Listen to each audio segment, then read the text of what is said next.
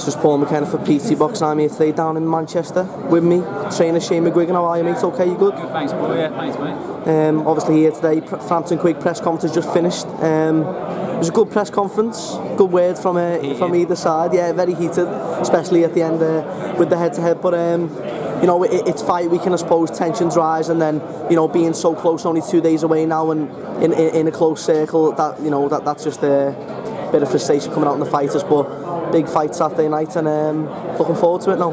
Yeah, exactly. All the hard work's done. Exciting times. Scott's here, Carl's here. A little bit of scuffles over the dressing room and that, but nothing will be a major part in the night. Yeah. Only mainly from his side, you know what I mean? And yeah, we're really excited and really confident about it. That's it. Obviously, there was a little bit of dispute with yourself up there with Joe, and is Blaine your brother as well? Yeah, he is. Yeah. And with Scott and Blaine. So, is this like a bit of a genuine dislike between the teams, 100%. or? I'm not going to shake Joe Gallagher's hand after the fight. Don't like him. He's a good coach. Yeah. He's a terrible person. Yeah. I seen. And Carl doesn't like Scott Quigg either. Yeah. There's mutual respect there for each other. But yeah, I was just about to say, although the dislikes there's always been, a big level of respect throughout between the two fighters. But it hasn't been sort of the same with the coaches, with yourself, Joe, your dad. And I've got respect for him, he just doesn't have respect for me.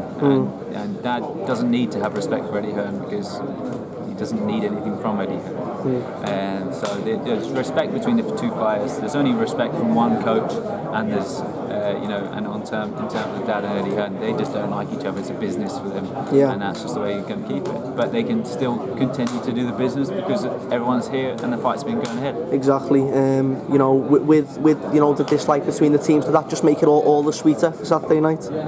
Yeah, exactly. Once whoever gets the victory, it's going to be egg on the other person's face, and we know it's going to be theirs. Yeah, okay, mate. Well, just before we go, just for the fans that may not already know the whole situation with the dressing rooms and so on, can you just clear it up quickly for us? Like, what's the situation? There's a star dressing room. Okay. Carl's the star of the show. Okay. He's number one on the billboard. He's the A side.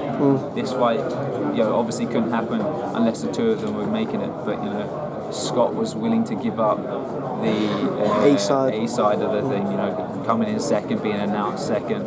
On the poster. That means that the star of the dressing room gets that star change room.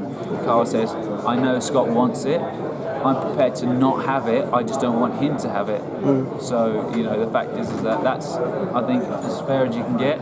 Lock the dressing room and both go to two co-dressing rooms that equal the same size, equal the same space, equal the same rooms, everything. But he just not having it. Well, I'm sure it will be resolved in the coming hours. So, and obviously the fight will take place no matter what. So, first of all, thanks a lot for your time today, Shane. As always, pleasure speaking to you, mate. And I'm sure we'll catch up with you soon. Thank you very much.